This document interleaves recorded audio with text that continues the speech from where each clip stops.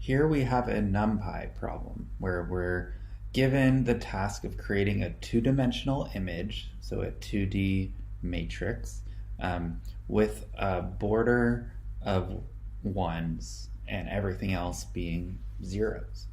So there's a few ways to do this, but one way to do it is to start off with our matrix, starting off with all ones. And we can create a new NumPy array of all ones with dimensions n by m, which we're told the dimensions are n by m. And then we can set all the values on the border. So that's actually all the values that are not on the border. So starting at index 1 for the row up to the last index, not inclusive, and same thing for the columns.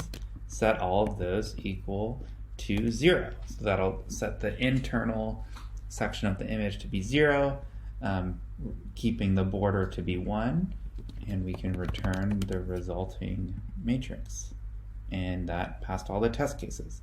So it's good to be familiar with NumPy operations if you're going into data science and or machine learning.